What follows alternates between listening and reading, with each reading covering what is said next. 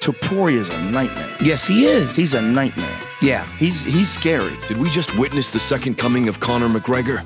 Budding European striker who took out a featherweight goat to claim the belt for his nations for the first time. Just how did he achieve this?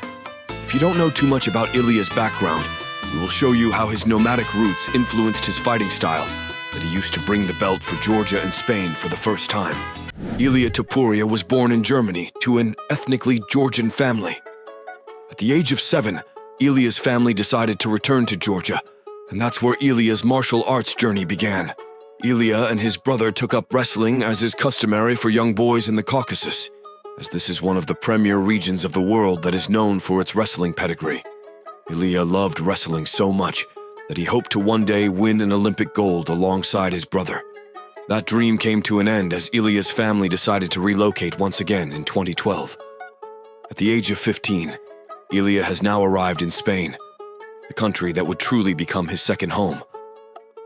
It wasn't easy in the beginning as Ilia didn't know how to speak Spanish, and finding a good wrestling program was difficult.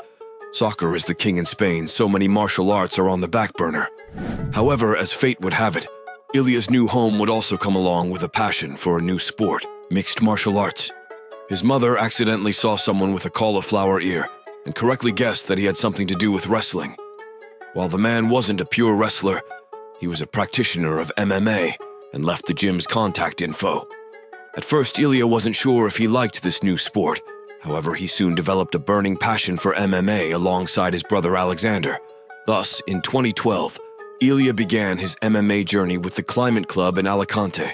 After 3 years of rigorous training, Ilia began morphing into the man he is today. He has learned how to speak Spanish, became acclimated to Spanish culture, and started showing sparks of greatness in the gym. His coaches determined that he was ready to make his MMA debut at the age of 18. Ilia's pro debut was reminiscent of his childhood.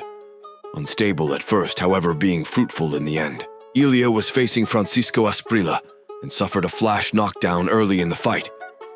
He recovered and used his grappling base in order to get the fight to the ground and eventually choke out his opponent.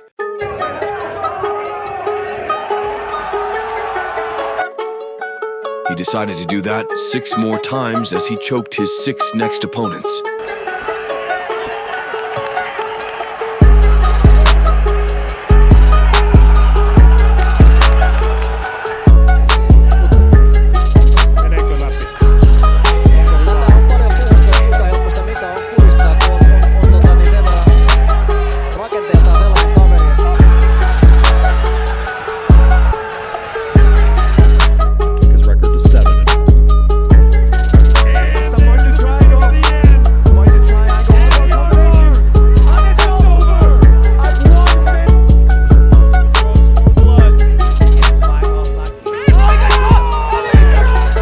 Relying on his grappling that he's been practicing since a child, Ilia was also developing a slick boxing technique, and in his 8th pro fight he knocked out Stephen Goncalves.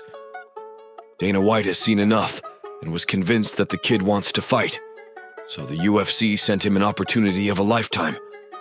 A short-notice fight against Yusuf Zalal.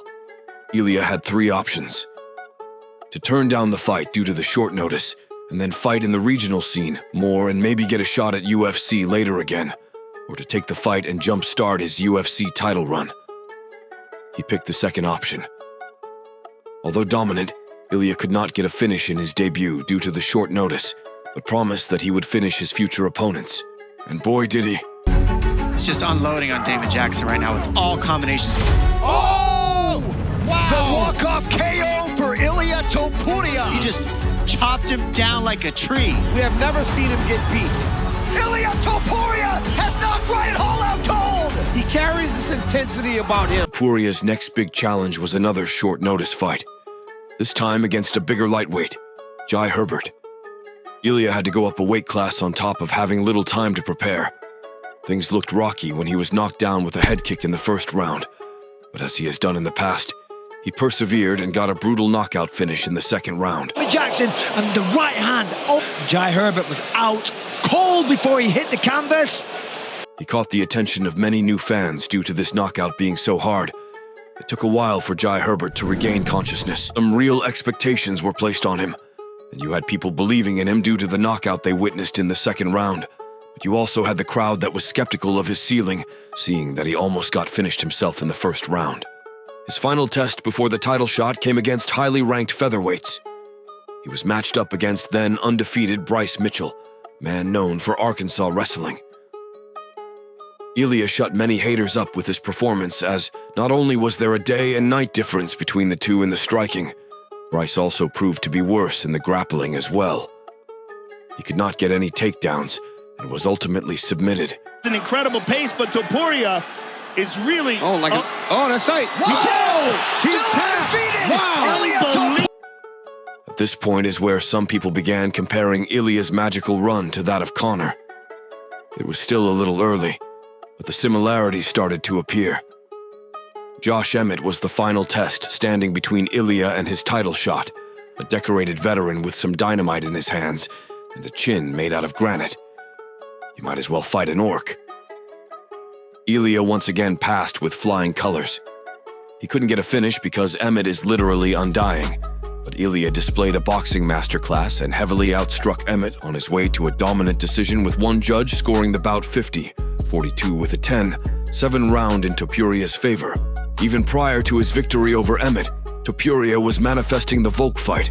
He would call Volk out multiple fights before, as if he knew he would eventually face him, and when finally given the fight, he updated his bio to UFC featherweight champion with a record of 15-0. Many were turned off by this behavior due to the sheer respect and adoration Volk commands, but that did not deter Topuria. He doubled down on his predictions, beliefs, and antagonization of Volk. I've brought up the Conor comparison before. A young striker from Europe torching his way into a featherweight belt. While these were coincidental, Topuria also intentionally snatched Volk's belt away the same way Conor did against Aldo. Clearly planned with the intention of copying Conor, but it worked, as many MMA fans were now eager to tune in to UFC 298 to witness a humbling. Except that it did not occur. Instead, Ilia fought a solid first round where he was clearly implementing a game plan of shutting down Volk's legs and cutting off the cage to unleash combos.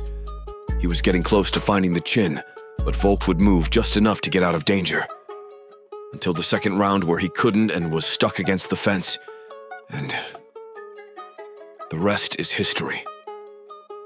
Topuria manifests the vision he stated and grabs the UFC belt, bringing into both Georgia and Spain for the very first time. His star is growing every second, and his reception by Real Madrid and his European fans is a testament of that. It took longer than 13 seconds, but just like Conor, Topuria knocked out a featherweight goat out cold and began the phase of his career where he is the champion and the superstar. If you enjoyed this video, please subscribe, press the like button and the bell notification so that you do not miss out on our new videos. You can also leave your suggestions for future videos in the comments section. Would you like us to cover Ilia's brother Alexandra, who may be just as talented and just signed his UFC contract?